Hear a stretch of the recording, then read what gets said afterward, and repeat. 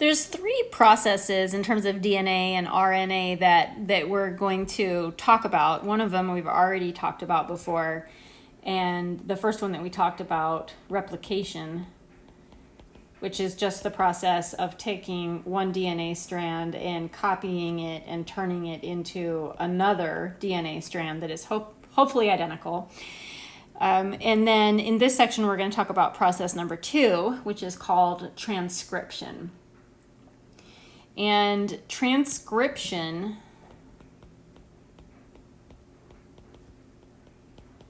is the process where a strand of DNA is copied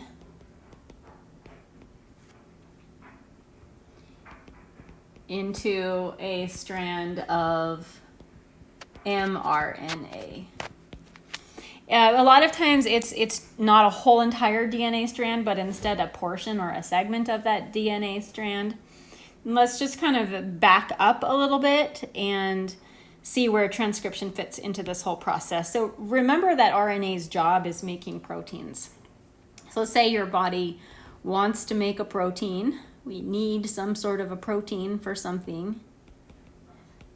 The information on how to make that protein is stored in our DNA. So the instructions are embedded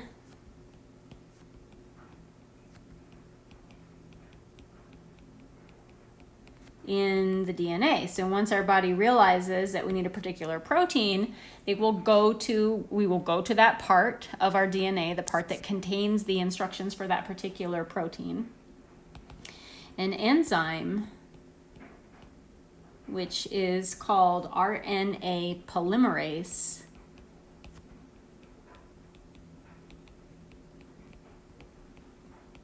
copies the protein synthesis instructions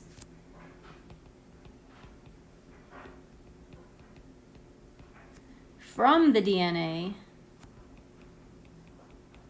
and uses it to make mRNA.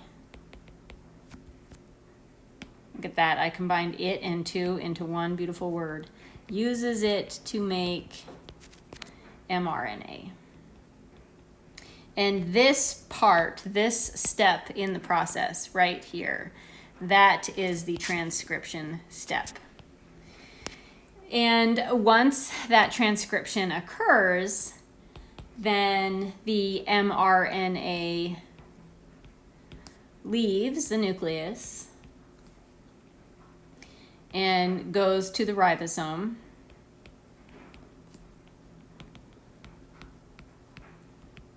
And then the protein can be synthesized, and that's the process that we'll talk about next.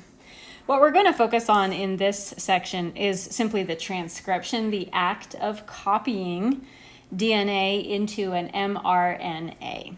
And so let's say that we have a strand of DNA, 3' G, C, A, C, A, T, T. And let's say that this part of our DNA, this little piece of it right here, this is the part that contains the information that our body wants to synthesize that protein.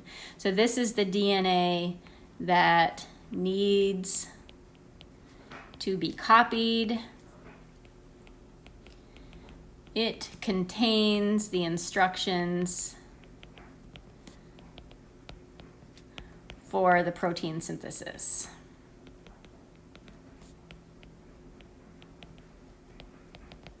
We call this portion of the DNA, we call that the informational strand, because it has the information,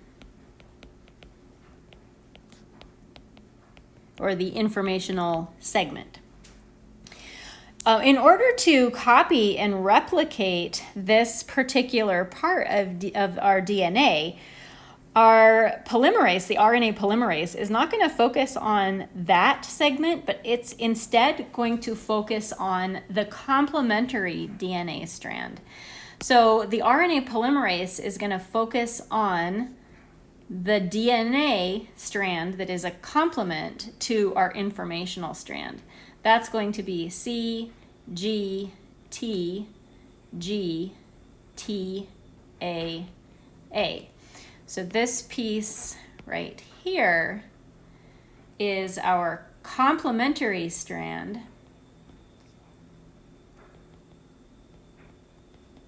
Complementary DNA strand. Not the one that carries the information that we need, but it's the complement to that strand. And that we call the template. The mRNA creates itself based on that complementary DNA strand. And it synthesizes itself complementary to the complementary strand. So that means it synthesizes itself opposite again. The C complements with a G, C, A, C, A. And don't forget, we have to switch from thiamine to uracil because we're making mRNA. So this is the mRNA strand synthesized from the template, and by synthesizing it from the template, notice that we are almost a perfect match for the informational strand. The only thing that's different is that the T and the U have been replaced, swapped out, because one is an RNA and one is a DNA. So synthesized from the template to match the informational strand.